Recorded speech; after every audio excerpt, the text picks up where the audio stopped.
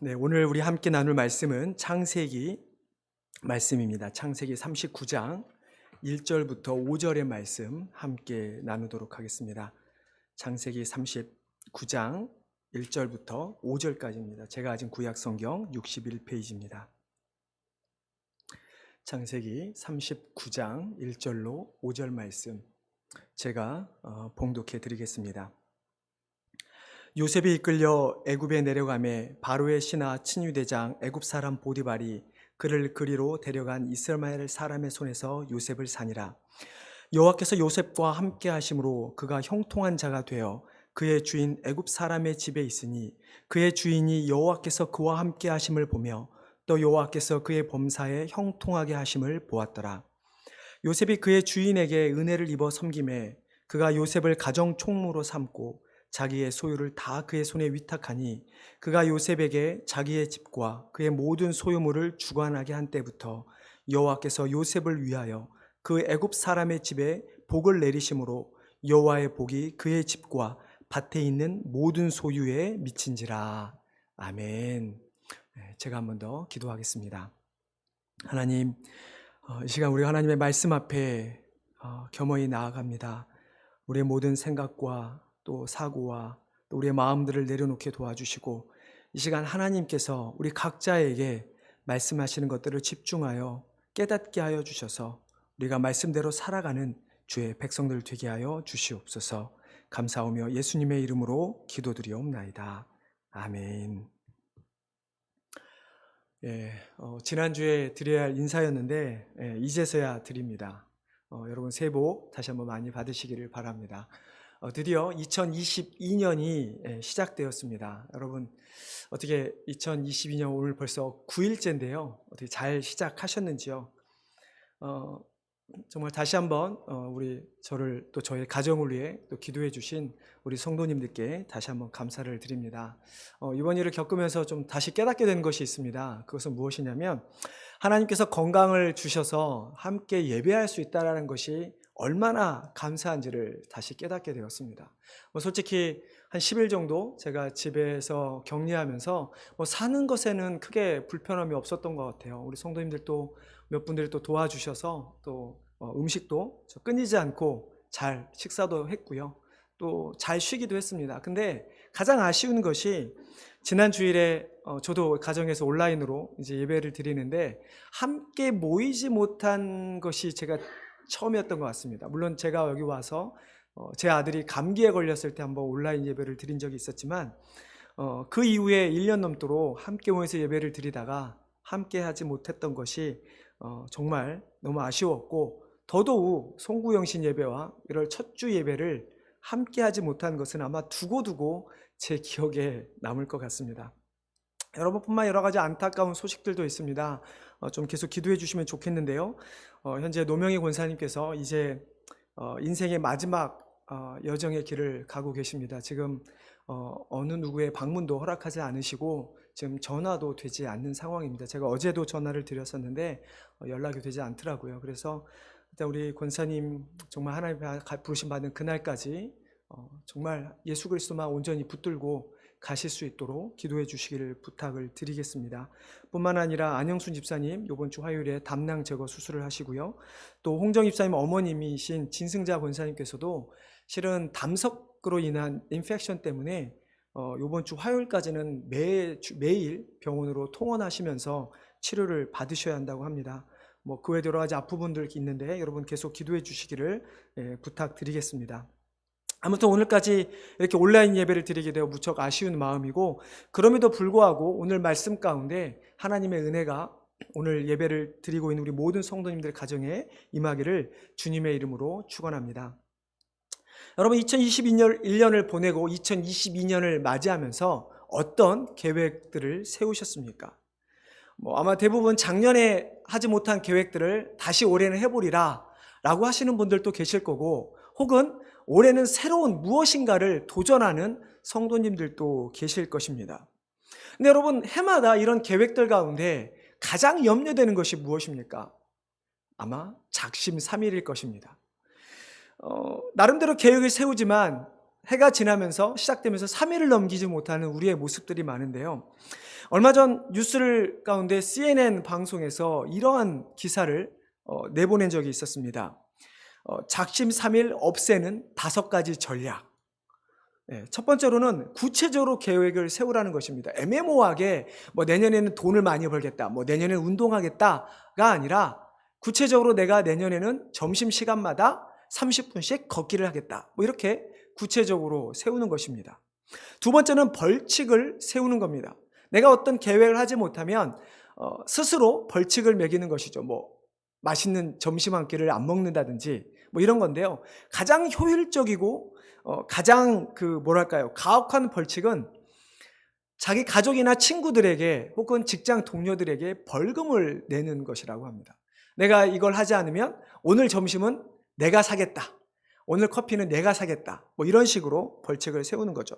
세 번째는 재미를 더하는 것입니다. 뭐 단순히 운동만 하는 것이 아니라 뭐 트레드밀을 뛸 때 뭐 드라마를 본다든지 아니면 영화를 본다든지 어떤 이런 자기만의 재미를 더하는 것입니다. 네 번째는 예외적인 것을 허락하는 것입니다. 뭐 저도 그런 기억이 있는데 해마다 그 성경 통독을 하게 되면 어쩌다 한 번씩 1월 달에 갑작스럽게 읽지 못하는 날이 생깁니다. 그러면 정말 그 하루 못 읽는 것 때문에 1년 내내 마음 아파하면서 때로는 포기했던 기억도 제 어렸을 때 기억이 있는데요. 여러분 어떤 확률을 높이기 위해서는 1년에 몇 번은 예외를 두라는 것입니다. 그리고 마지막에 5번째는 성취도가 높은 사람들과 함께 시간을 많이 보내라는 것입니다.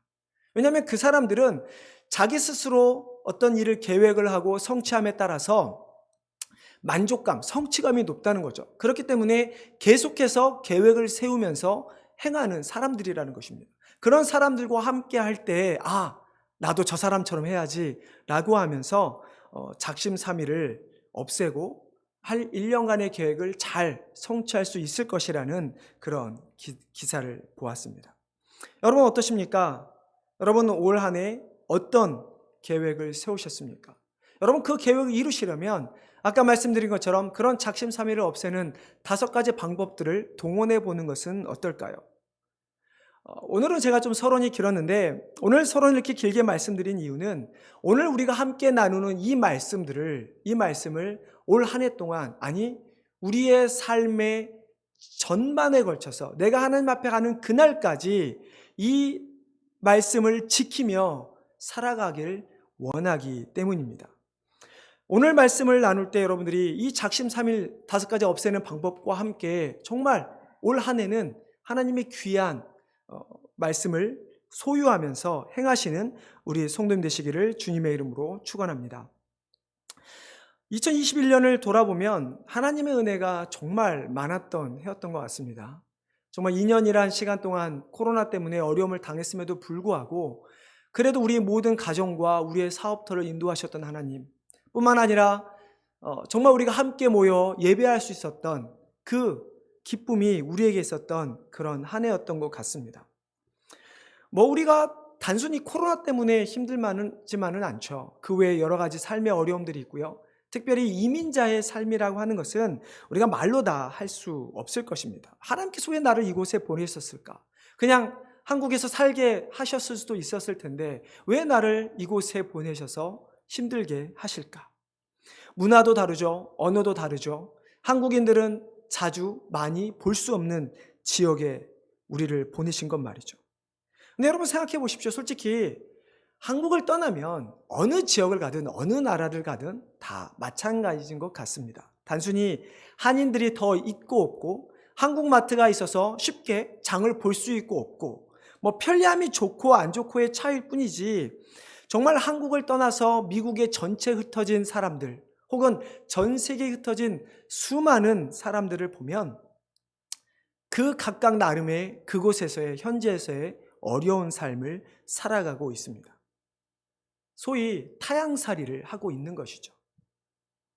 근데 여러분 오늘 본문에 등장하는 요셉이 바로 우리와 같은 입장에 있던 사람이었습니다. 여러분 요셉에 대해서 간단히 말씀을 드려보겠습니다. 요셉은 야곱의 11번째 아들로 태어났습니다. 아버지의 집을 떠나서는 한 번도 다른 지역에서 살아보지 않았던 인물입니다. 어디 그뿐입니까? 야곱이 누구보다 사랑했던 라헬을 얻기 위해서 몇 년 동안 일했죠? 무려 삼촌의 집에서 14년이라는 시간을 일하고 라헬을 얻습니다. 그렇게 정말 귀하게 얻었던 라헬의 첫 아들인 요셉. 여러분 얼마나 사랑스러웠을까요? 저도 저의 아이 셋 중에 막내가 그렇게 예쁘더라고요. 정말 셋 중에 막내가 예쁜데 요셉의 입장에서, 야곱의 입장에서 정말 누구보다 사랑했던 아내의, 누구보다 사랑했던 11번째 아들. 그래서 야곱은 이렇게 이야기합니다. 야곱은 요셉은 노년에 얻은 아들이므로 이스라엘이 여러 아들들보다 그를 더 사랑하므로 그를 위하여 채색 옷을 지었더니 그의 형들이 아버지가 형들보다 그를 더 사랑함을 보고 그를 미워하여 그에게 편안하게 말할 수 없었더라. 야곱은 아마 인류 역사상 자식들을 가장 편애했던 대표적인 인물이 아닐까 합니다. 아버지가 얼마나 요셉을 사랑했으면 형들이 요셉을 미워하게 되었고 심지어 형제간에도 말을 편하게 할 수 없었다라고 성경은 기록하고 있습니다. 여러분 어디 그뿐입니까? 요셉이 꾼 꿈을 보면 더욱 더 가관입니다. 어느 날 꿈을 꿨는데 밭에 있던 11의 볕단이 자기를 위해서 절을 합니다. 그뿐만이 아니죠. 이제는 더 나아가 자기의 어머니와 부모를 상징하는 해와 달 그리고 별들이 자신에게 절한다고 이야기합니다. 여러분이 만약에 요셉을 둔 형제들이라고 한번 생각을 해보십시오. 여러분 어떻겠습니까? 아마 제가 생각해도 미웠을 것 같아요. 아버지의 편애는 다 받죠. 나중에 보시면 알겠지만 밭에 나가서 목축업을 할 때 요셉은 집에 있죠. 채색 옷을 요셉만 입히죠. 얼마나 정말 미웠을까요? 또 형들이 하는 못된 짓은 다 아버지에게 일러 바치는 요셉. 결국 아버지의 심부름으로 형들에게 찾아간 요셉을 형들은 그를 이스마엘 사람들에게, 상인들에게 은 20에 팔아버리고 맙니다. 그리고 그 이스마엘 상인들은 오늘 본문에 등장하는 애굽 사람 보디발이라고 하는 사람에게 요셉을 팔아넘기게 되죠. 결국 요셉은 처음으로 아버지 집을 떠나서 애굽이라고 하는 다른 나라에 정착하게 된 것이죠. 여러분, 그는 애굽이라는 나라를 몰랐을 것입니다. 당연히 애굽어를 하지도 못합니다. 왜냐하면 나중에 그 형들이 애굽으로 식량을 사러 갔을 때 그 야곱의 아들들, 즉 요셉의 형들을 위해서 통역관을 둡니다. 이처럼 야곱과 그의 가족들은 어느 누구도 애굽어를 할 수가 없었습니다. 그런 보디발의 집에서 요셉의 삶은 어떠했을까요? 여러분, 자연스럽게 우리 이민 초기의 삶이 그려지지 않습니까? 말도 안 되죠. 그래도 우리는 낫죠. 자유인의 삶을 살았으니까요. 요셉은 그 보디발의 집에서 노예로 살아갑니다. 문화도 다릅니다. 하나님을 섬겼던 그의 가정에서 하나님이 아닌 다른 신을 섬기는 그런 나라에서 그는 살아가야만 했습니다. 근데 오늘 본문을 보니까 요셉이 보디발의 집에 어떤 존재가 됩니까? 요셉이 열심히 섬기자 보디발은 요셉을 가정 총무로 삼습니다. 그리고 자기와 자기 아내 외에는 모든 것을 다 그에게 맡깁니다. 결국 보디발의 가정의 2인자가 된 것이죠. 그리고 5절의 말씀입니다. 제가 읽어보겠습니다. 그가 요셉에게 자기의 집과 그의 모든 소유물을 주관하게 한 때부터 여호와께서 요셉을 위하여 애굽 사람의 집에 복을 내리심으로 여호와의 복이 그의 집과 밭에 있는 모든 소유에 미친지라. 여호와께서 요셉을 위하여 그 애굽 사람의 집에 복을 내리심으로. 여러분, 오늘 우리가 나누고자 하는 말씀이 바로 이것입니다. 나를 위하여 내려진 축복, 요셉으로 인하여 보디발에 내려진 축복.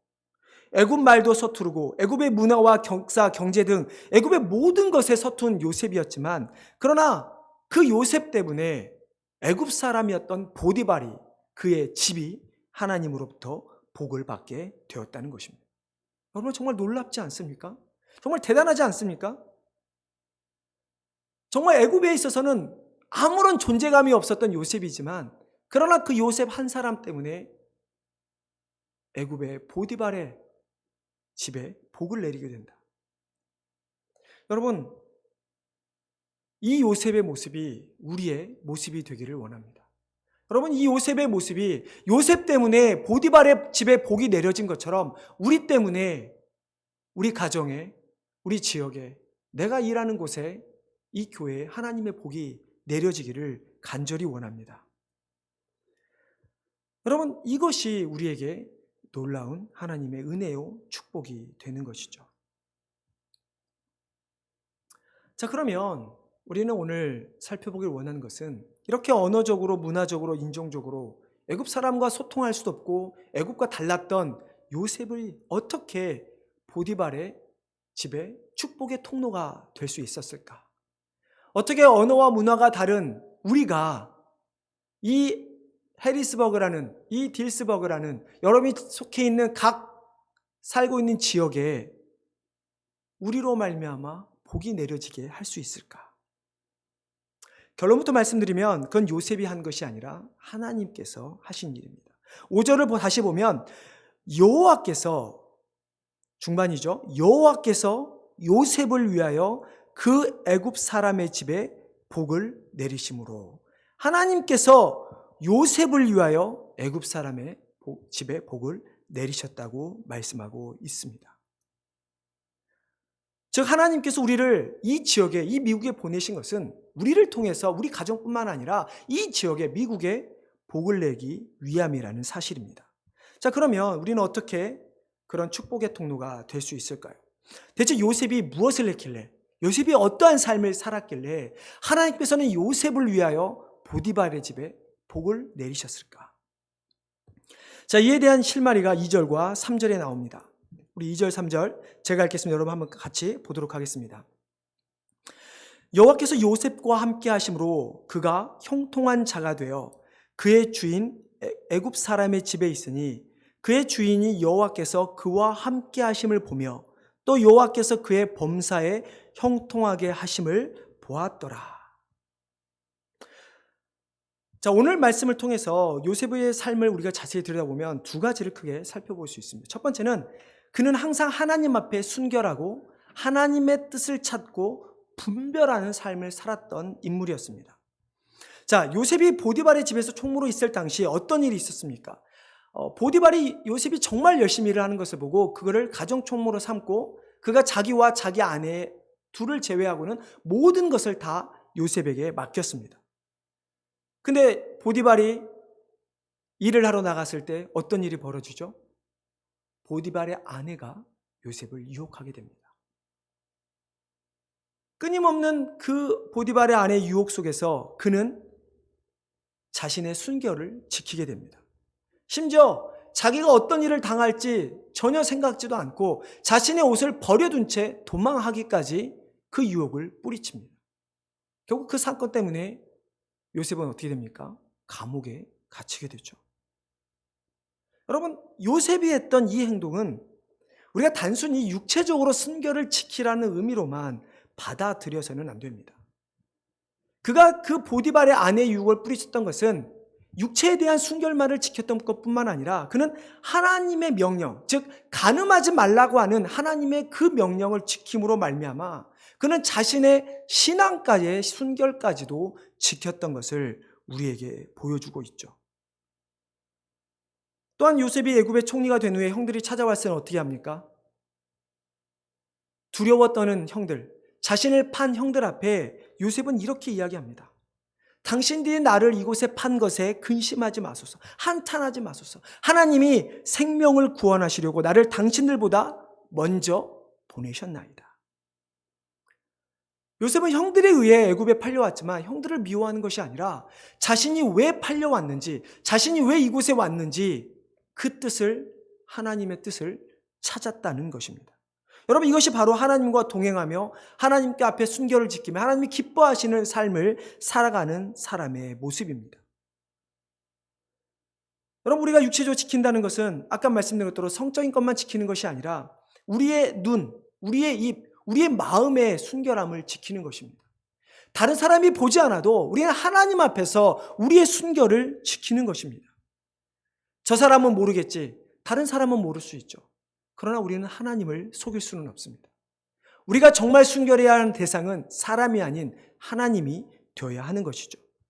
또한 뿐만 아니라 내가 계획한 것이 이루어져야만 하나님께서 나의 삶을 이루셨고 내가 하나님께 동행하는 삶을 살아간다라고 고백하는 것이 아니라 내가 지금 당장 나의 계획대로 이루어지지 않고, 아니 오히려 요셉처럼 정말로 열심히 살았음에도 불구하고 하나님 앞에 말씀에 순종하는 삶을 살았음에도 불구하고 다른 나라에 끌려가고 감옥에 갇히는 그러한 삶을 산다 할지라도 그 가운데서 하나님의 뜻을 찾을 수 있다면 바로 그 삶이 하나님과 동행하는 삶의 모습이 되는 것이죠.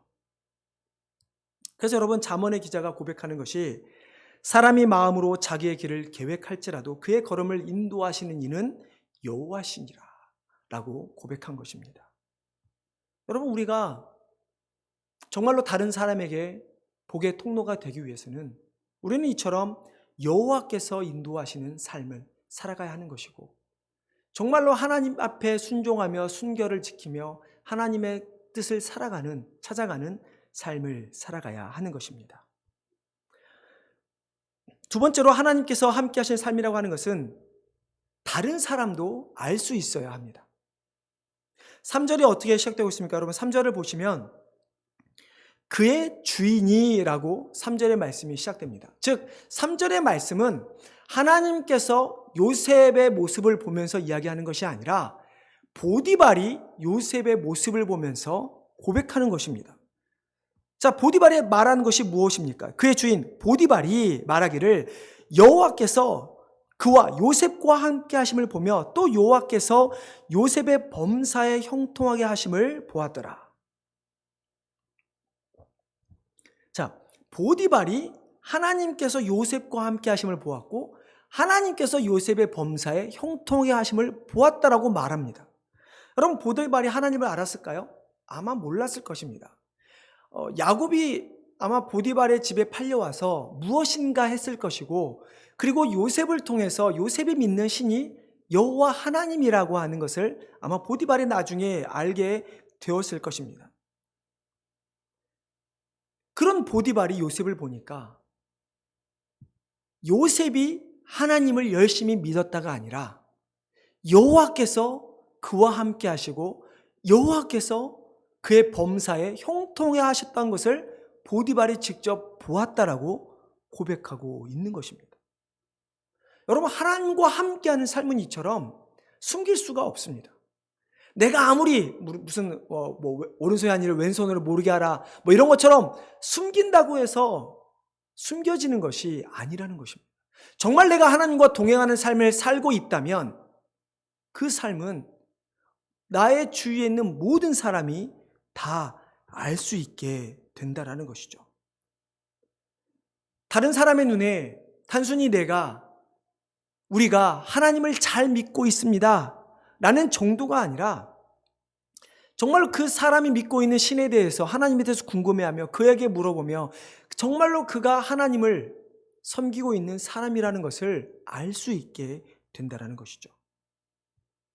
마치 우리가 나 하나님 믿어, 나는 매일 교회 가, 나 기도 열심히 하고 있어, 이렇게 우리가 말하지 않아도 세상 사람들이 우리를 보면 아, 그래, 저 사람은 하나님을 믿는 사람이지, 교회 다니는 사람이야, 정말 기도하는 사람이야, 그리고 정말로 하나님의 은혜 때문에 많은 사람에게 베풀며 살아가 라고 하는 이 말들, 사람이 정말 예수 믿더니 변했어,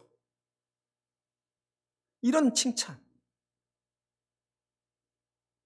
우리가 다른 사람들로부터 이런 말을 들을 때 우리는 하나님과 함께하는 삶을 살고 있다는 것을 알게 되는 것이죠.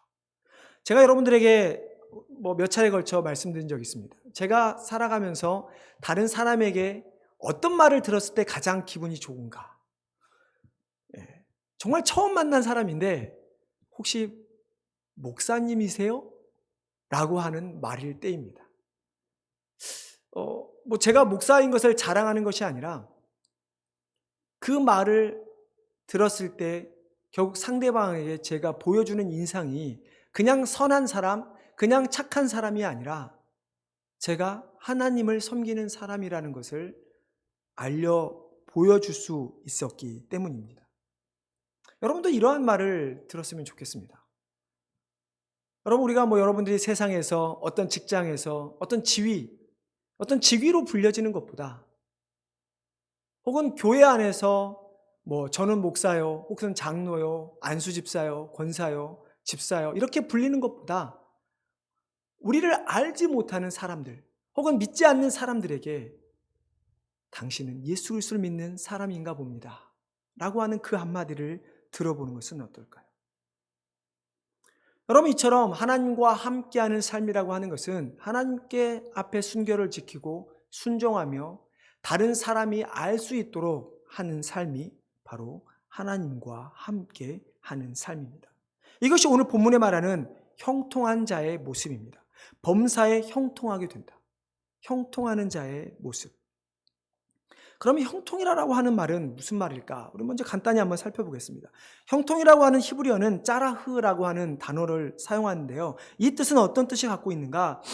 돌발하다, 어떤 세게 오다, 건너가다, 무엇인가가 좋다, 유익하다, 번영하다 라는 뜻을 가지고 있습니다. 성경에서 이 단어가 쓰였을 때 가장 많이 번역된 단어가 실은 번영하다라는 뜻입니다. 형통하다, 번영되다라는 뜻이죠. 여러분, 번영이라고 하는 뜻은 현실적으로는 세상에서 출세하여 재물, 권력, 명예를 얻는 것을 의미합니다. 즉, 만약에 오늘 본문에서 요셉을 향하여 2절의 말씀처럼 그가 형통한 자가 되었다라고 말을 했을 때 세상적인 형통이라는 단어의 말을 적용시킨다면 요셉은 세상적으로 애굽에서 출세해서 재물과 권력과 명예를 얻었다는 뜻입니다. 자, 근데 한번 여러분 생각해 보십시오. 지금 요셉의 모습, 39장에 나오는 요셉의 모습을 봤을 때 형통이란 단어와 어울립니까? 정말 그가 세상에서 성공한 사람입니까? 재물을 갖고 권력을 얻고 명예를 얻은 그런 사람입니까? 그는 지금 보디발의 노예의 신분으로 있습니다. 형들한테 은혜에 팔려서 결국은 남의 집에 종으로 살아가고 있는 것입니다. 자유도 없습니다. 자유가 없다는 것은 재물이 없다는 뜻입니다. 명예도 없습니다. 그가 하는 모든 것은 다 주인의 소유이지 요셉의 소유가 될 수 없다는 것입니다. 여러분, 이것이 과연 세상에 말하는 형통한 자의 모습입니까? 자, 근데 그럼에도 불구하고 왜 2절에서 요셉을 향해 형통한 자가 되었다라고 기록하고 있을까요? 주인 애굽 사람의 집에 요셉이 있기 전에 그는 이미 형통한 자가 되었습니다. 2절을 잘 보시면 여호와께서 요셉과 함께 하심으로 그가 형통한 자가 되어 그의 주인 애굽 사람의 집에 있으니, 애굽 사람의 집에 있으면서 형통한 자가 된 것이 아니라 형통한 자가 되어서 애굽 사람의 집에 있게 된 것이죠. 자, 그러면 요셉을 향해 형통한 자가 되었다라고 하는 것은 무슨 의미일까요? 과연 요셉의 입장에서, 지금 요셉의 입장에서 형통한 자가 되었다라는 것은 무슨 의미일까요? 그것은 그가 하나님께 택함받은 백성이 되었다는 것입니다. 자신의 신이 하나님이라는 것입니다. 하나님께서 요셉의 신이, 요셉의 주관자가 되어주셔서 그의 길을 인도하시겠다라는 것입니다. 그것이 형통한 자의 모습입니다. 하나님께서 이미 요셉이 태어나기 전부터 그를 예정하셨고 그를 택하셔서 하나님의 백성 삼아주시고 그의 모든 삶을 인도하시는 것, 이것이 바로 형통한 자의 모습인 것이죠. 세상의 형통과는 다른 의미입니다. 그렇기 때문에 성경에서 말하는 형통이라는 단어가 사용되었을 때는 하나님과 함께 하심, 하나님의 인도하심 따라 살아가는 자의 모습, 이것이 바로 형통한 자의 삶의 모습인 것이죠. 여러분 시편 1장 1절에 복 있는 자의 모습에 대한 이야기를 합니다. 거기서 어떤 이야기를 합니까? 여호와 율법을 즐거워하는 자가, 여호와 함께하는 자가 바로 복이 있는 자라고 시편의 기자도 이야기하죠. 요셉이 어떤 상황이 있는 것과는 상관이 없습니다. 그가 팔려갔든, 그가 노예로 살아가든, 그가 나중에 감옥에 갇히든 어떤 상황도 상관없이 그가 형통한 자가 된 것은 그가 여호와께서 그와 함께 하셨기 때문이죠. 여러분, 예수 그리스도 믿는 우리들은 어떻습니까? 맞습니다. 우리도 바로 이미 형통하게 된 자들입니다. 우리가 예수 그리스도를 믿음으로 말미암아 우리는 하나님의 자녀가 되는 권세가 주어졌고, 우리에게는 영원한 천국에 주어졌기 때문에, 즉 하나님께서 우리의 아버지가 되어주시기 때문에 우리는 이미 형통한 자가 된 것입니다. 여러분, 이렇게 하나님께서 우리를 형통해 하신 이유가 무엇입니까? 그래서 우리가 하나님께 예배하며 우리를 통해 다른 사람들에게 복을 받게 하기 위함인 것이죠. 요셉이 보디발의 집에 복의 근원이 된 것처럼 우리 또한 우리 가정뿐만 아니라 우리 교회와 이 지역, 더 나아가 미국과 전 세계에 복의 통로가 되기 위함인 것이죠. 나로 말미암아 누군가가 복을 받게 되리라. 다른 사람에게 주어질 복이 무엇입니까? 우리를 통해 전해져야 할 복이 무엇입니까? 그것은 바로 예수 그리스도입니다. 우리를 통해 누군가가 먹을 것을 얻고, 우리를 통해 누군가가 잘 사게 되는 것이 아니라 영원히 죽어야 할 그 죽음의 형벌에서 벗어나게 될 유일한 열쇠, 유일한 방법인 예수 그리스도를 그들에게 전하는 것이죠. 이것이 2022년 올 한 해 우리 모든 성도들의 새 결심이 되기를 바랍니다.